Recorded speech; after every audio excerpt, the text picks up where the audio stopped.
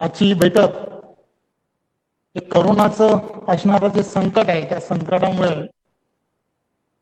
आपण सर्वजण जाणता की व्हर्च्युअल माध्यमातून ही बैठक वेगवेगळ्या स्तरावरती भारतीय जनता पार्टी महाराष्ट्र प्रदेशाचे सर्व पदाधिकारी या बैठक उपस्थित आहेत.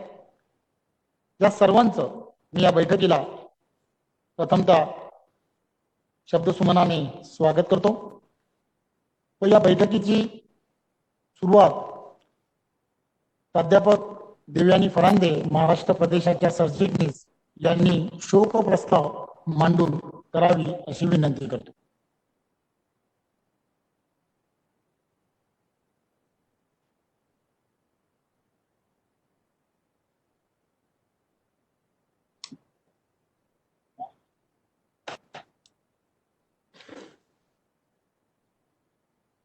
केंद्रीय मंत्री वेदप्रकाश गोयल यांच्या पत्नी विद्यमान रेल्वे मंत्री पियुष गोयल यांच्या मातोश्री जनसंघ व भाजपच्या माटुंगा विधानसभेच्या पूर्व आमदार राहिलेल्या सर्वांच्या मम्मी सर्वांच्या स्वर्गीय चंद्रकांतताई गोयल या शोक प्रस्ताव जळगाव कोरोनाच्यामुळे मृत्यू झालेले जळगाव जिल्ह्यातील यावल तालुक्यातील भालोद गावचे रहिवासी रावेर यावल मतदारसंघाचे पूर्व आमदार माजी खासदार स्वर्गीय हरिभाऊ जावळे, अखिल भारतीय वनवासी कल्याण आश्रम राष्ट्रीय अध्यक्ष जगदेव उराव, वनवासी कल्याण आश्रमाचे ज्येष्ठ कार्यकर्ते व ज्येष्ठ संघ प्रचारक बाळासाहेब दीक्षित, माजी विदर्भ सहसंघचालक स्वराष्ट्रीय स्वयंसेवक संघ श्री श्रीरामजी जोशी, माजी निवडणूक आयुक्त नीला सत्यनारायण, मुंबई महानगरपालिकेचे सहाय्यक आयुक्त अशोक खैरनार, माजी खासदार स्वर्गीय माधवरावजी पाटील, शिक्षण तज्ञ प्राचार्य डॉक्टर लीलाताई पाटील,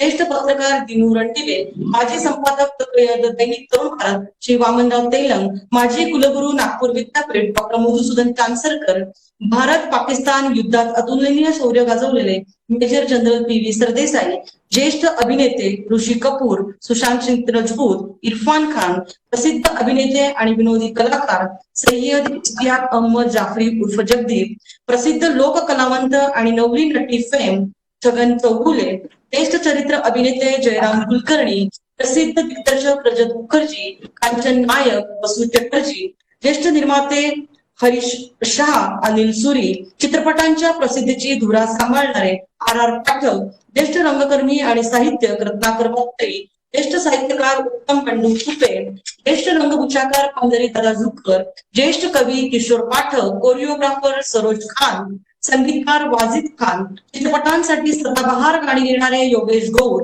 भारताचे महान फुटबॉल खेळाडू चुन्नी गोस्वामी, निराधार महिलांचा आधार ज्येष्ठ समाजसेविका अपर्णाताई रामतीर्थकर, शिक्षण महर्षी महादेव बाबूराव चौगुले, ज्येष्ठ पत्रकार व साहित्यिक अनंत दीक्षित, युकी कंपनीचे व्यवस्थापकीय संचालक समीर बंगारा, कन्नड फिल्म इंडस्ट्री मधील प्रसिद्ध अभिनेता चिरंजीवी सर्जा, दिग्गज हॉकीपटू बलबीर सिंग सिनियर, 76 वर्षांपासून अन्न पाण्याविना राहणारे योगी प्रल्हाद, प्रसिद्ध ज्योतिषी बिजॉन दारूवाला, सामाजिक कार्यकर्ते शंकर बर्वे, कोरोना वैश्विक महामारीशी मुकाबला करताना भारतीय जनता पार्टी व राष्ट्रीय स्वयंसेवक संघ व परिवारातील अनेक पदाधिकारी व कार्यकर्ते यांचे दुःखद निधन झालेले आहे.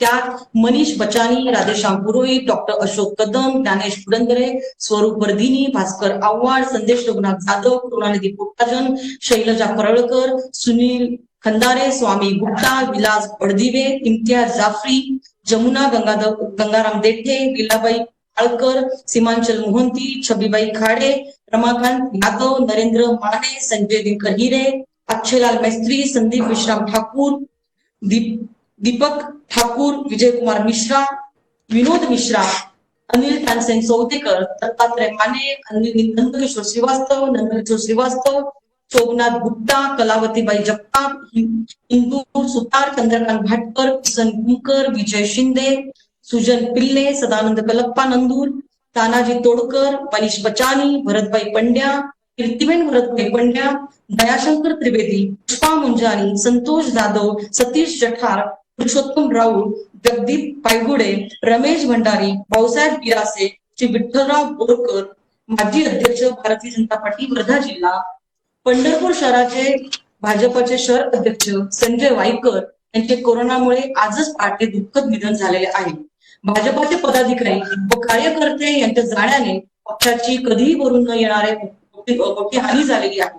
त्याचप्रमाणे देशाच्या सीमेवर रक्षा करताना शहीद झालेले जवान तसेच अतिरेक्यांशी मुकाबला करताना व चीनच्या भयाड हल्ल्यात शहीद झालेले जवान, करोनाच्या वैश्विक महामारीशी मुकाबला करताना मृत्युमुखी पडलेले वैद्यकीय, पोलीस तसेच शासकीय सेवेत कार्यरत असलेले अधिकारी, कर्मचारी तसेच करोना आजाराने मृत्युमुखी पडलेले महाराष्ट्रासह जगभरातील नागरिक, कोकण भागात वादळ वाऱ्यात मृत्युमुखी पडलेले नागरिक, महाराष्ट्रातील ज्ञात अज्ञात व्यक्ती या सर्वांच्या निधनाबद्दल भारतीय जनता पार्टी शोक व्यक्त करीत आहे. त्या सर्वांच्या कुटुंबियांच्या दुःखात भारतीय जनता पार्टी सहभागी आहे. त्यासाठी हा शोक प्रस्ताव मांडत आहे. आपणा सर्वांना विनंती आहे की आपण आपल्या जागेवर उभे राहून सर्वांना आदरांजली व्यक्त करूया.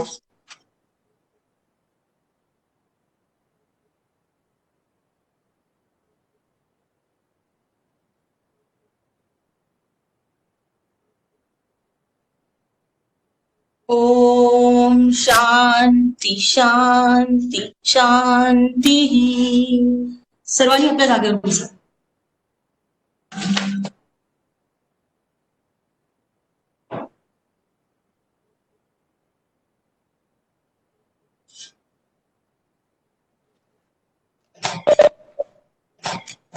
भारतीय जनता पार्टीच्या या महाराष्ट्र प्रदेशाच्या बैठकीसाठी कोल्हापूरहून महाराष्ट्र प्रदेशाचे अध्यक्ष आदरणीय चंद्रकांत दादा हे प्रास्ताविकपर भाषण करतील.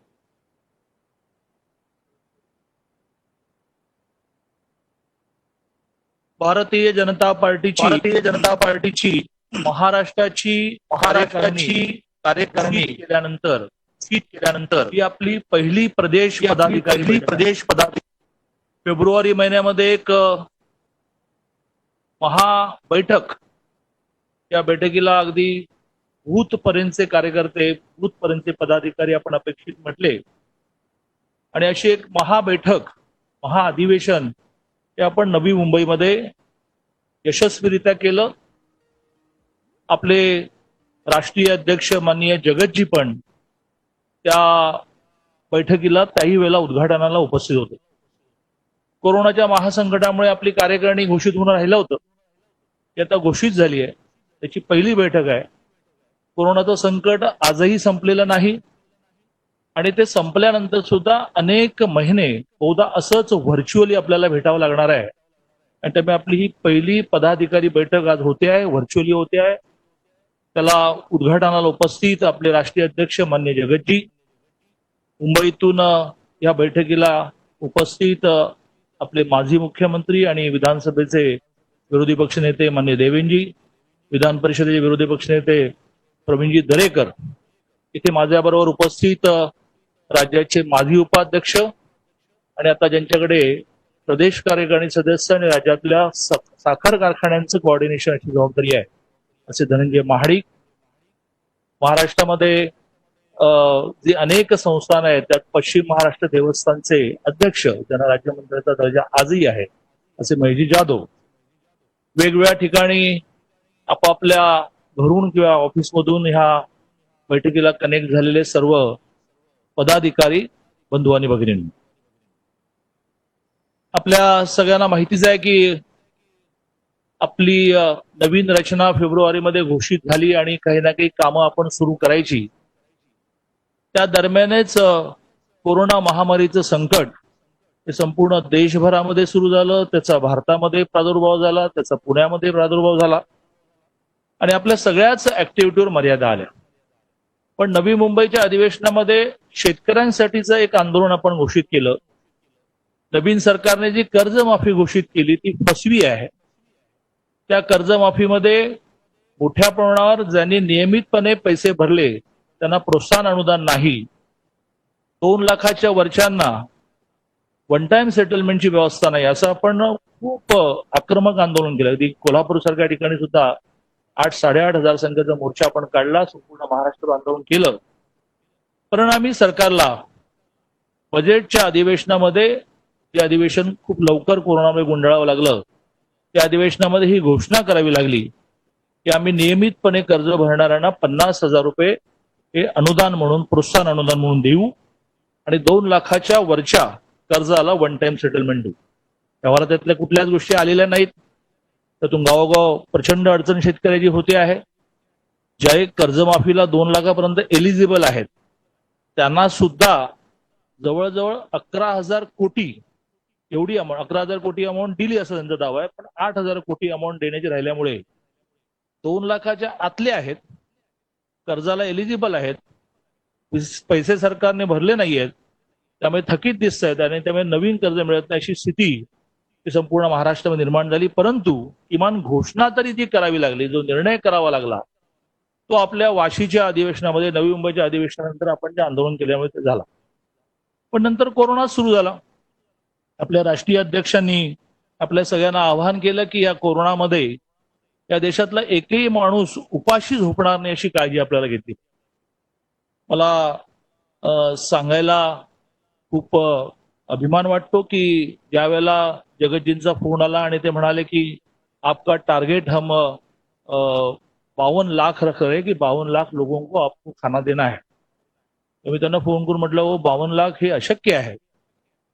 पण त्यांनी मला एक गमतीने वाक्य म्हटलं कि भाई शक्ति का एहसास देना पड़ता है. मैं आपको शक्ति का एहसास देता हूं कि महाराष्ट्र की जो ताकत है वो थोड़ी बड़ी है, वो थोड़ी बड़ी है और आप कर सकते हैं. आपण सगळ्यांनी त्यांनी शक्तीचा एहसास दिल्यानंतर कामाला लागलो आणि आपल्या सगळ्यांना माहिती आहे की संपूर्ण महाराष्ट्रामध्ये 2,88,00,000 लोकांना आपण फूड पॅकेट देऊ शकलो, 42,50,000 लोकांना रेशन पाकिट देऊ शकलो. अशी मोठी यादी आहे. त्यावेळेला आपल्या सगळ्यांच्या आढावा बैठकीत ती आली आहे. त्याच दरम्यान माननीय मोदीजींच्या केंद्रातल्या सरकारला दुसऱ्या टर्मचं 1 वर्ष पूर्ण झालं. वर्षपूर्तीचे कार्यक्रम आले. एका बाजूने कोरोनामधली सेवा आहे, तर दुसऱ्या बाजूने आपल्याला वर्षपूर्तीचे कार्यक्रम करायचे होते.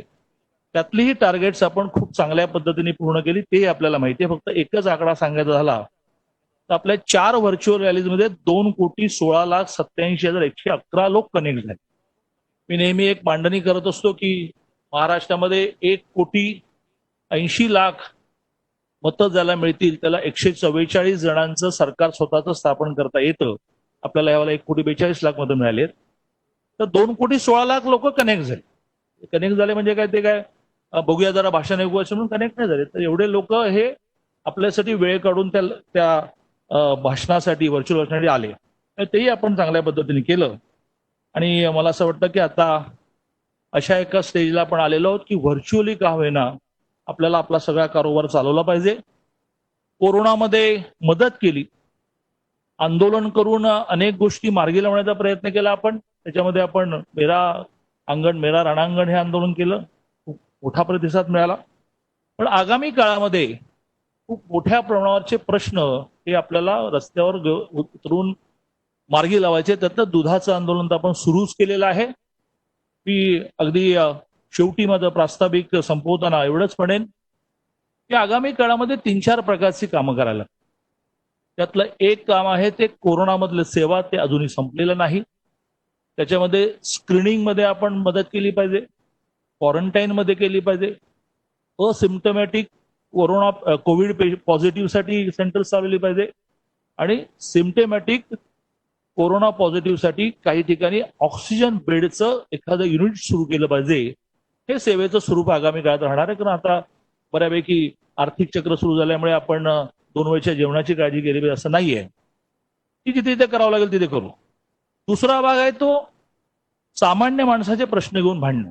मला वाटतं की आगामी कार्यक्रमात त्यावर आपण बोलू. त्या भांडणामध्ये भ्रष्टाचार कोरोनामध्ये केला आहे, प्रेताच्या टाळूवरचं लोणी खाण्याचा प्रयत्न झाला आहे, हे विषय आता अतिशय नेमकेपणाने आणावे लागतात. मग त्यांनी समजा डेड बॉडीच्या बॅग्स मध्ये भ्रष्टाचार केला असेल तर आशिष शेलारांसारख्यांनी त्याच्या खोलात झालं पाहिजे, कागदपत्र मिळाले पाहिजे. तर असं कोरोनामधला भ्रष्टाचार हा आगामी काळामध्ये आपल्याला कॉन्क्रीट काढावा लागेल, कारण आता ही स्टेज आलेली आहे. सामान्य माणसाचे प्रश्न सोडवावे लागतील आणि दुसऱ्या बाजूने खूप मोठी राजकीय लढाई लढायला. सरकार येणं न येणं याच्या चर्चेमध्ये कोणी जाऊ नका. आपण सगळ्यांनी एक वन मॅन कमिटी फॉर्म करूया की देवेंद्रजी त्या विषयामध्ये करतील, त्या वेळेला आपल्याला सांगतील. पण आपण एक विरोधी पक्ष त्या नात्याने खूप प्रभावी भूमिका बजावायची. कोणावरही केलेलं स्टेटमेंट खपून घ्यायचं नाही. कोणी तरबुजा म्हणतो, कोणी चंपा म्हणतो, पलटवार केला पाहिजे. काल 2 दिवसामध्ये मी जे अनेक स्टेटमेंट केली ते सहन होत नाहीत, झोमतात. त्यातून त्यांच्या एका कार्यकर्त्याने अतिशय खालच्या लेवलला कुत्रा बित्रा म्हणणारी पोस्ट टाकली. सगळी यंत्रणा मी ऍक्टिव्ह केली. 2 तासामध्ये पोस्ट मागे घ्यावी लागली. फोनवरून विनवण्या कराव्या लागल्या की इतक्या खालच्या लेवलला, अरे खालच्या लेवलला तुम्ही आम्हाला कुत्रा म्हणता, खालच्या लेवलला याच्यापेक्षा काय खालची लेवल आहे. असं एक प्रचंड आक्रमक तरी मुलाखत द्यायची. केस तुमचे आता कमी झालेले दिसतात आणि तुम्ही जरा डॉक्टरपेक्षा जास्त बोलता, तुमचे तुम्हाला लखलावं हो, आमच्यावर नका बोलू. आणि त्यामुळे शांत बसणं म्हणजे मान्य करणं आहे. याच्यावर शब्द चांगले वापरा, शब्द असे वापरू नका की ज्यातून मागे घ्यावे लागतील. मला असं वाटतं की देवेंद्रजींना, मला, आशिषला, असं आपल्या अनेक ना, म्हणजे आमचंच मी कौतुक करत नाही, आम्हाला कधी नाही आम्ही चुकून बोललो असं म्हणावं लागलं नाही. पण म्हणून धार कमी नव्हती, धार जास्त आहे म्हणूनच तर बोचत आहे. त्यामुळे आगामी काळामध्ये कोरोनाचं व्यवधान ठेवत पण आपल्याला आक्रमक व्हायला लागेल. आणि म्हणून आज ही पहिली प्रदेश पदाधिकारी बैठक आहे. त्या बैठकीमध्ये विजयराव आपल्याला आगामी सगळ्या गोष्टी समजून सांगणार आहेत की काय काय आपल्याला करायचं आहे. मी माननीय जगतजींचं महाराष्ट्रामध्ये या व्हर्च्युअल बैठकीमध्ये का होईना व्हर्च्युअलीच शब्दसुमनाने स्वागत करतो आणि त्यांना विनंती करतो की त्यांनी आम्हा सगळ्यांना उद्घाटनपर भाषणाच्या माध्यमातून मार्गदर्शन करावं.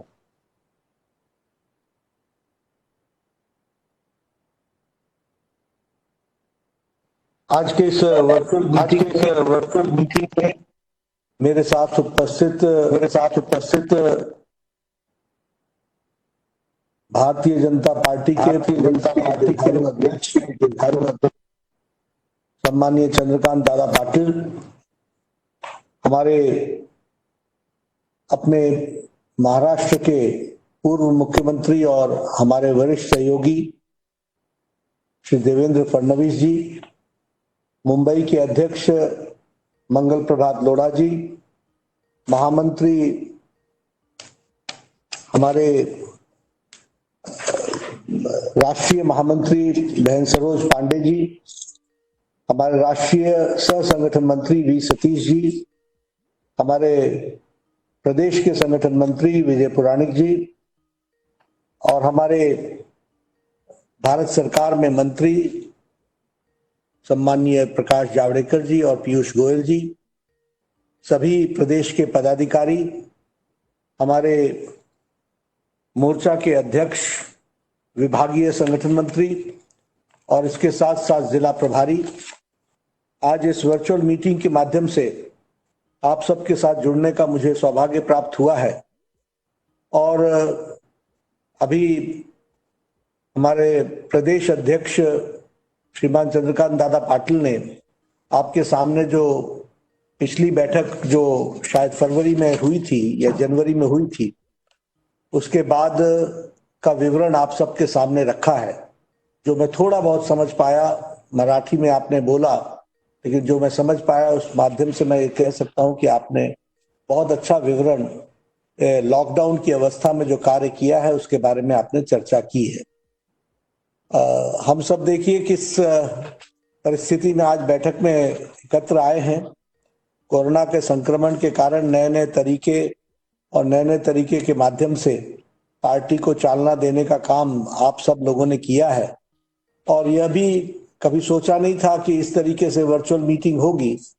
इच्छा तो ये थी कि आपके साथ मिलकर बात करता, लेकिन कोरोना के संक्रमण के कारण मुझे दिल्ली से ही आपसे बातचीत करनी पड़ रही है, लेकिन जैसे कहते हैं कि आवश्यकता ही आविष्कार की जननी होती है, necessity is the mother of invention. ये आविष्कार बहुत अच्छा हुआ है क्योंकि भारतीय जनता पार्टी के कार्यकर्ता अब वर्चुअल मीटिंग के माध्यम से काम करने का अभ्यास बन चुका है और इफेक्टिव तरीके से काम करने का अभ्यास बना है। कम समय में, कम खर्चे में ज्यादा से ज्यादा लोगों तक पहुंचने का जो ये माध्यम है, इसका उपयोग करने में हम लोग अब पारंगत हो गए हैं। यह भी एक अच्छी बात है, शुभ लक्षण है। मित्रों, कोरोना के संक्रमण के कारण सारी दुनिया मुसीबत में रही है। बड़े बड़े देश, शक्तिशाली देश ने भी अपने आप को असहाय महसूस किया है, लेकिन इसमें कोई दो राय नहीं है कि प्रधानमंत्री मोदी जी के नेतृत्व में भारत ने सक्षम तरीके से इस कोरोना की महामारी से लड़ाई लड़ी है और प्रधानमंत्री मोदी जी ने हम सबको फ्रंट से लीड करके दिखाया है कि संक्रमण काल में भी किस तरीके से जन सहभागिता के कारण हम एक अच्छी लड़ाई लड़ सकते हैं और उसके बहुत अच्छे परिणाम भी आए हैं। हम लोगों को जनता के बीच में चर्चा करते समय इन बातों को रखना भी चाहिए, क्योंकि जो घटनाएं हो जाती हैं जिसमें हमको सफलता मिल जाती है तो हम सोचते हैं कि ये तो होना ही था, लेकिन ये होना नहीं था। अगर हमारे पास सक्षम नेतृत्व नहीं होता तो शायद आज 130 करोड़ की जनता मुसीबत में होती। और ये मैं कहने के लिए नहीं कह रहा हूं। आप देखिए, शक्तिशाली देश अमेरिका, यूरोप के देश, जिनके पास स्वास्थ्य की सुविधाएं हमसे कहीं अधिक थी, लेकिन वह सारे देश ने अपने आप को असहाय महसूस किया। उनके हेल्थ सिस्टम क्रम्बल डाउन कर गए, कोलैप्स कर गए। उसका कारण यह था कि सही समय पर वो सही निर्णय नहीं ले पाए। वो इकोनॉमी और ह्यूमैनिटी के बीच में झगड़ा उनका चलता रहा, लेकिन हमारे प्रधानमंत्री जी ने बोल्ड और टाइमली डिसीजन लिया लॉकडाउन का और 130 करोड़ की जनता को एक सुरक्षित हालात में देश को आगे बढ़ाने का काम किया है। कहना आसान है, लेकिन आप याद कीजिए कि जिस दिन लॉकडाउन लगा उस दिन हमारे पास 150 लैब्स थे और इस कोरोना संक्रमण के दौरान, लॉकडाउन के दौरान हम लोगों ने 1130 लैब्स की व्यवस्था की। उस समय हमारे पास टेस्टिंग कैपेसिटी लगभग 1500 थी प्रतिदिन। आज हमारी टेस्टिंग कैपेसिटी बढ़ करके लगभग 4 लाख प्रतिदिन के आसपास हो गई।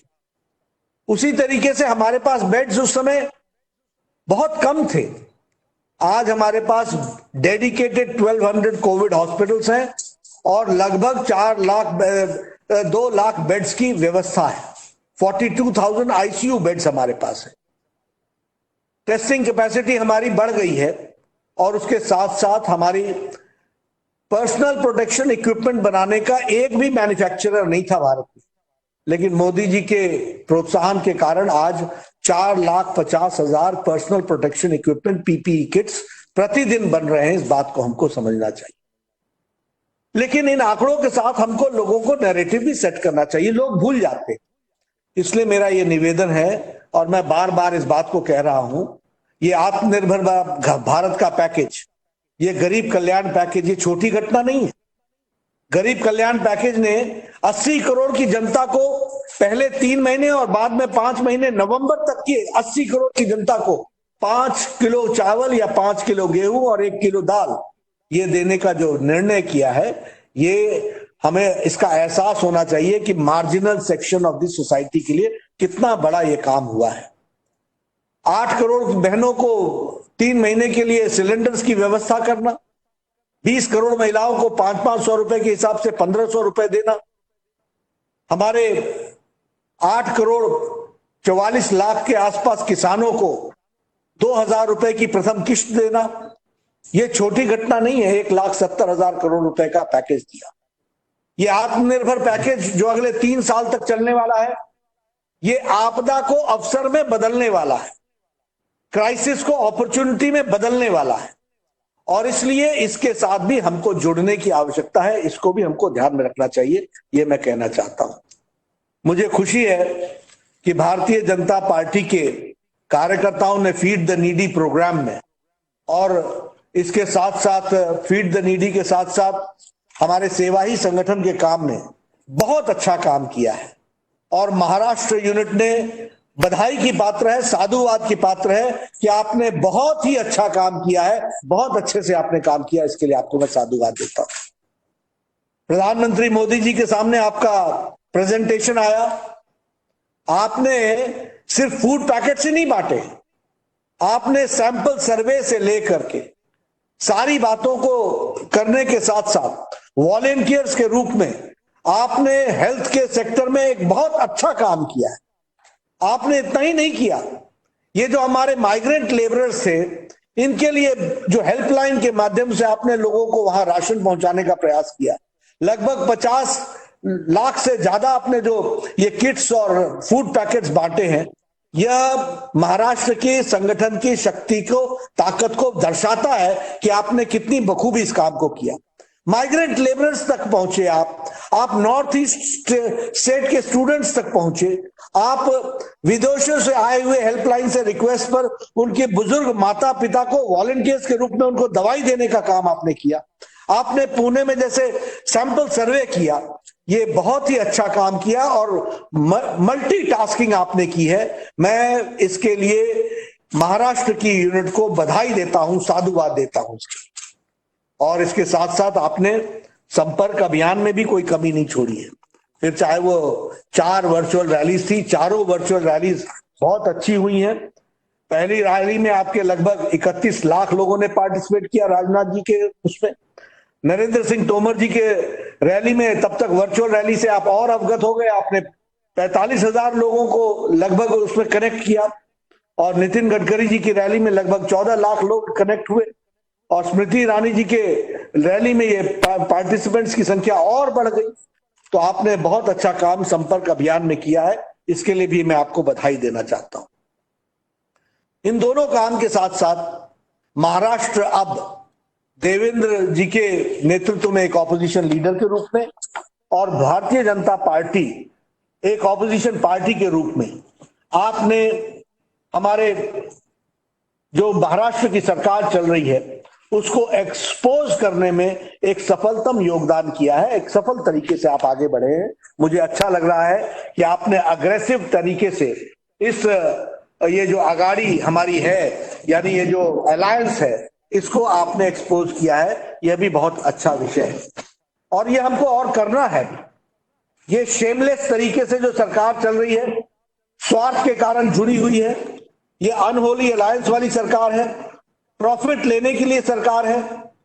जो सरकार इंटरनल स्क्वैबल्स के कारण, आंतरिक लड़ाई के कारण और इंट्रा पार्टी के झगड़े के कारण, इसको भी हमको, और ये जो मिनिस्टर्स हैं, ये कोविड के 19 को हैंडलिंग करने में चीफ मिनिस्टर समेत जिस तरीके से फेलियर हुए हैं, इसको और एक्सपोज करने की जरूरत है, इसको और लोगों के सामने लाने की जरूरत है, क्योंकि जनता जान चुकी है कि इन्होंने अपने स्वार्थ के सिवाय और कोई काम नहीं किया है। मुझे यह भी जानकारी मिली है कि इन लोगों ने कोविड-19 में भी घोटाले करने से पीछे नहीं हटे हैं। इन सारी बातों को एक्सपोज करने की जरूरत है, ये मैं आपसे जरूर निवेदन करना चाहूंगा। इसके साथ साथ महाराष्ट्र के यूनिट को अपना सेवा कार्य भी चलाए रखना चाहिए, सर्विस एक्टिविटी चलाए रखना चाहिए। मैं चाहूंगा कि महाराष्ट्र की संगठन की कैपेसिटी है कि वो सेवा अलायंस भी खड़ी कर सकती है। जो जो एनजीओ सेवा के कार्य में लगे हैं, उनके साथ हम सेवा अलायंस कर सकते हैं और एक लंबे समय तक इस कार्य को, क्योंकि कोरोना का संक्रमण थोड़ा लंबा रहना है, इसलिए सेवा का कार्य भी कमोबेश हमारा चलता रहना चाहिए। और इसलिए संगठन में कोई व्यवस्था करनी चाहिए कि हम सेवा के कार्य को सेवा अलायंस के माध्यम से अपने हर एक इलेक्टेड रिप्रेजेंटेटिव को कैसे इसके कार्य में वह अपने दैनंदिन कार्य में राजनीतिक काम भी करें, लेकिन राजनीतिक काम के साथ साथ इस सामाजिक पक्ष को हम न भूले, इसको हम न इसमें हम कमी न लाएं, इसकी हमको चिंता करनी चाहिए। एक विषय महाराष्ट्र के यूनिट को सक्षम तरीके से और अग्रेसिवली और फ्रंट पर आकर के करना चाहिए, वो है अनफोल्डमेंट ऑफ आत्मनिर्भर भारत पैकेज। इसके लिए हमको बहुत इंटेंसिवली अपने आप को इंगेज करना चाहिए। जो इसके शेयर होल्डर्स हैं, इसके स्टेक होल्डर्स हैं, इसके बेनिफिशियरीज हैं, उनके साथ हमको जुड़ना चाहिए। फिर चाहे वो स्ट्रीट वेंडर्स का एम्पावरमेंट हो, यानी स्ट्रीट वेंडर्स को जो हम सपोर्ट कर रहे हैं, उस सपोर्ट में भारतीय जनता पार्टी का कार्यकर्ता कैसे इन्वॉल्व हो सकता है, इसको हमको सोचना चाहिए। ECLGS जो हम लोन्स दे रहे हैं, ये जो MSME सेक्टर में हम लोन दे रहे हैं, इस लोन में लगभग 1,20,00,000 का ये जो लोन सैंक्शन हुआ है, इन लोन सैंक्शंस को हम कैसे उनको हम डिस्पर्स करवा सकते हैं, इसकी हमको चिंता करनी चाहिए। FPOs बनाने में ये जो फार्म गेट का 1,00,000 करोड़ रुपए जो आत्मनिर्भर पैकेज में एग्रीकल्चर सेक्टर में, इंफ्रास्ट्रक्चर में खर्च होने वाला है, FPOs के माध्यम से खर्च होने वाला है, ये FPOs को हम अपने पार्टी के रीति नीति में कैसे बना सकते हैं, अपने लोगों को कैसे इन्वॉल्व कर सकते हैं, इसकी भी एक सघन स्ट्रेटेजी बनाकर, एक अच्छी स्ट्रेटेजी बनाकर, पार्टी में किसी न किसी व्यक्ति को इसकी जिम्मेवारी देकर के, किसान मोर्चा को इसमें लगा करके सारे FPOs अपनी देखरेख में बनना चाहिए, इसकी हमको चिंता करनी चाहिए। और इसके लिए आज अगर हम कोई स्ट्रेटेजी बना करके, योजन करके हर जिले में अपना आदमी इसको करने में लगाएंगे, तब जाकर के ये सफल होगा। उसी तरीके से कौशल विकास योजना, तो कौशल विकास योजना में हम किस तरीके से ज्यादा लोगों को इन्वॉल्व कर सकते हैं। इस समय आत्मनिर्भर पैकेज में कौशल विकास योजना को विशेष फोकस किया गया है और उसको बूस्ट किया जा रहा है। तो हम इसमें से कैसे अपने कार्यकर्ताओं के माध्यम से अपने लोगों को सक्षम तरीके से वो लगे और इसमें उसका ज्यादा से ज्यादा लाभ उठाएं, इसकी भी हमको चिंता करनी चाहिए। उसी तरीके से ये अर्बन क्लस्टर्स के साथ साथ जो हमारे किसान को क्रेडिट होल्डर्स, कार्ड होल्डर्स हैं, उनको हम कैसे मदद कर सकते हैं, किसान क्रेडिट होल्डर्स को उनको हम कैसे मदद कर सकते हैं क्रेडिट कार्ड के क्रेडिट दिलाने में, इस पर भी हमको चिंता करनी चाहिए। टॉप स्कीम जो है फॉर वेजिटेबल्स और फ्रूट्स और मत्स्य संपदा, इस पर भी हमको काम करना चाहिए। इसलिए इन सारे विषयों में आत्मनिर्भर पैकेज ये भारतीय जनता पार्टी का डोमेन होना चाहिए, इस पर हमको डोमिनेट करना चाहिए, इस पर हमको सफलता हासिल करनी चाहिए और स्टेट यूनिट को नए नए तरीके निकाल करके इसमें अपना हस्तक्षेप बढ़ाना चाहिए। ये मेरा निवेदन है। मैं चंद्रकांत दादा पाटिल से निवेदन करूंगा कि आप एक सभी बड़े लोगों के साथ बैठ करके इसकी क्या स्ट्रैटेजी हो सकती है, ताकि आत्मनिर्भर पैकेज को हम ये हमारा पैकेज बने, हमारे लोगों के माध्यम से ये मिले और हमारे लोगों के माध्यम से हम आत्मनिर्भरता की ओर जो जा रहे हैं उसमें हमारा योगदान भी हो और हम उसमें अपने आप को कहीं ना कहीं पार्टी के दृष्टि से भी आगे बढ़ने में और आगे बढ़ाने में हम अपना योगदान करें। ये मेरा आपसे निवेदन है। मेरा तीसरा निवेदन है कि हम जल्द से जल्द अपनी सारी कमिटीज पूरा कर लें।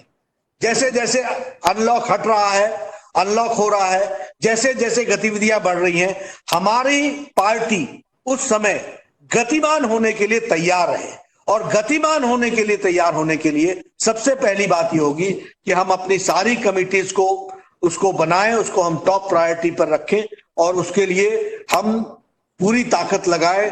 यह मैं आपसे निवेदन करना चाहता हूं। मैं यह भी कहना चाहूंगा कि अभी कोरोना संक्रमण के दौरान हमारी स्टेट गतिविधि और विभागीय गतिविधि तो कम रहेगी और रहनी भी चाहिए। बहुत ज्यादा मूवमेंट नहीं करना चाहिए। हमको अपने सारे हेल्थ के प्रोटोकॉल्स को फॉलो करना चाहिए, लेकिन हमको मंडल एक्टिविटी बढ़ा देनी चाहिए, स्थानीय एक्टिविटी बढ़ा देनी चाहिए, शक्ति केंद्र पर हमारे को एक्टिविटी बढ़ा देनी चाहिए, बूथ पर हमको एक्टिविटी बढ़ा देनी चाहिए। मेरे पास अभी तक इस समय आपके ये इस बात के आंकड़े नहीं आए हैं कि आपने व्हाट्सएप ग्रुप कितने बनाए हैं, लेकिन हाँ नहीं बनाए हैं आपने, 67,000 व्हाट्सएप ग्रुप बनाए हैं। मेरा एक निवेदन है चंद्रकांत दादा पाटिल से कि आप आईटी का जो हेड है, जो आईटी लीड करते हैं महाराष्ट्र के, उसको आप स्ट्रेंथन करें। थोड़ा आपका आईटी सेल जिस लेवल पर काम करना चाहिए उतने प्रमाण पर काम हो नहीं पा रहा है, इसलिए उसको आप थोड़ा सा स्ट्रेंथन करें और स्ट्रेंथन करके व्हाट्सएप ग्रुप के को आप कम से कम हर हफ्ते में 3 मटेरियल फीड करें। एक जो प्रधानमंत्री कहते हैं, प्रधानमंत्री जी का जो वक्तव्य रहता है, फिर चाहे वो स्किल इंडिया के दिन रहा, फिर चाहे वो यूएन को एड्रेस करते समय रहा, फिर चाहे उनका सोलार पार्क को उद्घाटन करते समय रहा, फिर चाहे वो कहीं और किसी आइडियाज मीट में उनका जो विचार रहा, ये सारे विचारों को क्लिपिंग्स बनाकर हमको व्हाट्सएप ग्रुप में डालना चाहिए ताकि नीचे हम कार्यकर्ताओं को एंगेज करें। ये जो आपके 67,000 व्हाट्सएप ग्रुप हैं, उसमें उस ग्रुप्स में आपको इसको डालना चाहिए ताकि वो नीचे जाकर के फीड हो और नीचे वो लोग उसको कंटेंट को पढ़ें। उसी तरीके से भारत सरकार की जो अचीवमेंट्स हैं, वो भारत सरकार की अचीवमेंट्स के भी कंटेंट बनने चाहिए और वो कंटेंट क्रिएट करके उसको भी हमको व्हाट्सएप ग्रुप में फीड करना चाहिए और व्हाट्सएप ग्रुप में फीड करके वो लोगों में चर्चा का विषय बने, यह भी होना चाहिए। और तीसरी चीज करनी चाहिए वो ये है कि प्रदेश सरकार की विफलताओं के वीडियोस, कंटेंट्स, ग्राफिक्स, ये हमको क्रिएट करने चाहिए और ये आईटी सेल प्रदेश को क्रिएट करने चाहिए और ये हमको सर्कुलेट करना चाहिए व्हाट्सएप ग्रुप्स में और व्हाट्सएप ग्रुप्स के माध्यम से उसको ज्यादा से ज्यादा लोगों तक पहुंचना चाहिए। देखिए, हमें अपने पार्टी के बूथ के कार्यकर्ता को पॉलिटिकल कंटेंट देना पड़ेगा, उनको राजनीतिक कार्यकर्ता बनाना पड़ेगा। सिर्फ नमस्ते जी, क्या हालचाल आपका और आप कैसे हैं और क्या है और ये है और वो है, ये करने वाला राजनीतिक कार्यकर्ता नहीं है। राजनीतिक कार्यकर्ता वो है जो राजनीतिक डिस्कोर्स सेट करता है और राजनीतिक डिस्कोर्स सेट करने के लिए हमको राजनीतिक कार्यकर्ता को फीडिंग मटेरियल देना पड़ेगा, कंटेंट देना पड़ेगा और यह कंटेंट देने का तरीका हमको डिजिटल वर्ल्ड के माध्यम से, इसका डिजिटल टूल के माध्यम से उपयोग करना चाहिए कि प्रदेश स्तर पर हम प्रधानमंत्री जी के बोले हुए वक्तव्य उनको कंटेंट में क्रिएट करके उनकी क्लिपिंग्स वो हमको पहुंचानी है, हमको भारत सरकार की अचीवमेंट्स पहुंचानी है, हमको आत्मनिर्भर भारत का अनफोल्डमेंट पहुंचाना है और हमको प्रदेश सरकार की विफलताओं को उसको भी एक्सपोज करने वाले विषय कंटेंट में डालने चाहिए, ये हमको करना चाहिए। दूसरा, हमारी मंडल एक्टिविटी, लोकल प्लानिंग होनी चाहिए। We should plan locally and execute locally. Local समस्याओं के साथ हमको जुड़ना चाहिए, ये मेरा आपसे निवेदन है। एक मैं और आपसे निवेदन करना चाहूंगा कि आपको वर्चुअल ट्रेनिंग को प्रारंभ करना चाहिए और वर्चुअल ट्रेनिंग के लिए मैं देख रहा हूं आपके पास तो देश को ट्रेनिंग देने वाले हमारे विनय सहस्त्रबुद्धे जी महाराष्ट्र के साथ जुड़े हुए हैं और महाराष्ट्र से उनका संबंध है। उनसे हमको ट्रेनिंग मटेरियल के लिए अच्छा कंटेंट मिले, इसकी चिंता करनी चाहिए और कम से कम ऐसे कोई 6-7 सेशंस होने चाहिए 3-4 दिनों के अंदर और वो सेशंस में कम से कम हमारे ज्यादा से ज्यादा लोग जुड़े उस कंटेंट के साथ, ट्रेनिंग मटेरियल के साथ और वर्चुअल ट्रेनिंग होनी चाहिए। पहले हम ट्रेनर्स ट्रेन करें, मास्टर ट्रेनर्स ट्रेन करें और मास्टर ट्रेनर्स के बाद हम ट्रेनिंग नीचे तक पहुंचाए, इसकी हमको चिंता करनी चाहिए। इसलिए मैं ये भी निवेदन करूंगा कि भारतीय जनता पार्टी के ऑफिस बेरर्स बैठ करके ट्रेनिंग का एक प्रोग्राम बनाए, उस ट्रेनिंग में कंटेंट क्रिएशन के साथ साथ मास्टर्स ट्रेनर करें और मास्टर्स ट्रेनर्स के साथ साथ ये लॉकडाउन की अवस्था में वर्चुअल मीटिंग करके हम ट्रेनिंग कर लें और उसमें यह भी तय करें कि ट्रेनर पूरा समय रहे, नहीं तो उसके लिए कुछ ना कुछ टाइम तय हो सके।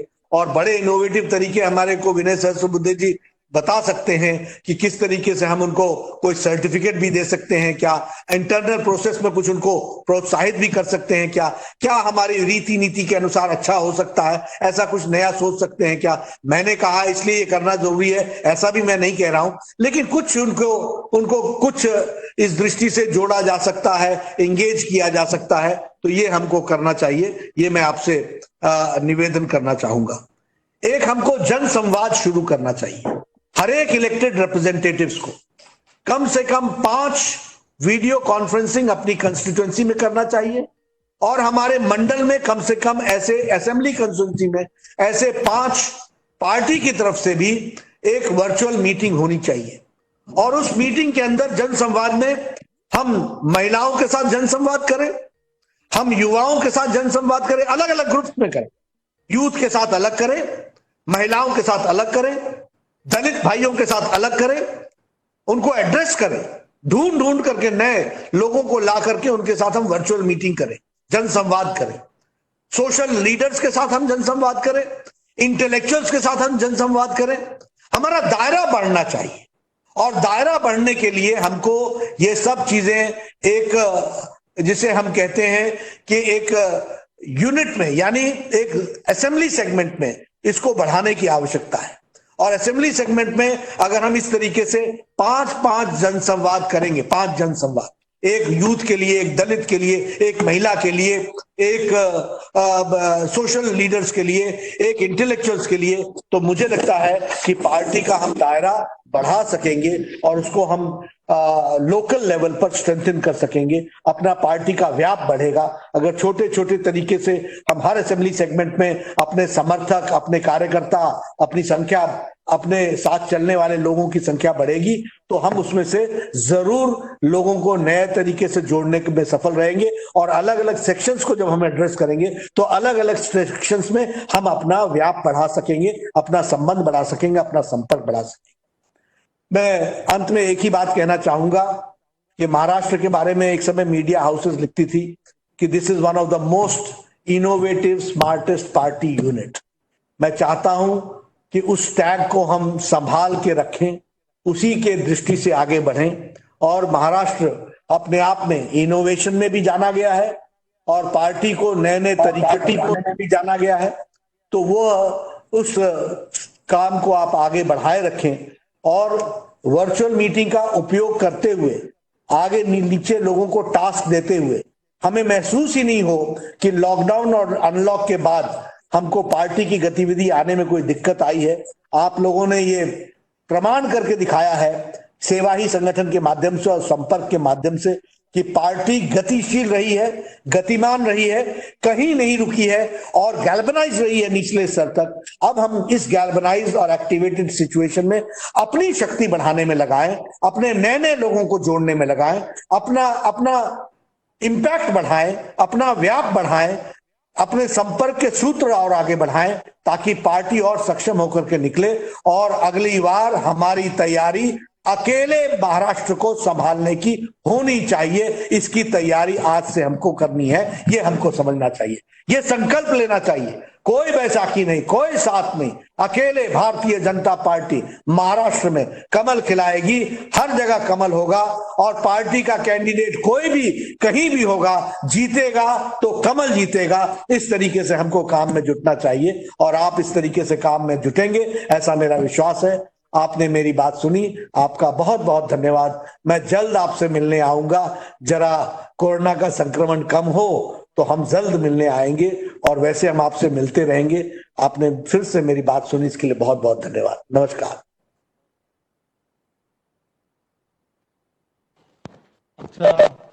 या भारतीय जनता पार्टीच्या महाराष्ट्र प्रदेशाच्या या बैठकीला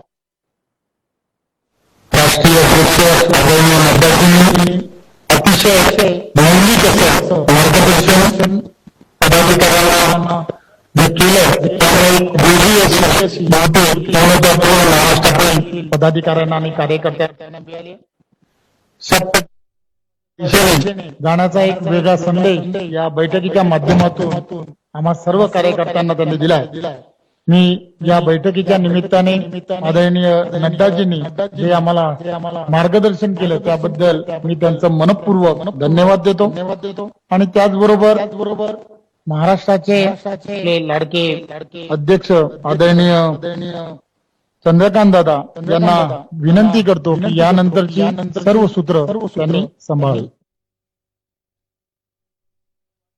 जी का बहुत बहुत आभार व्यक्त करता हूँ कि उन्होंने एक ने हमारी सराहना भी की और हमको क्या करना चाहिए इसकी दिशा भी दी. शायद जगत जी को और भी कुछ कार्यक्रम होंगे. हम आगे की कार्रवाई शुरू करते हैं.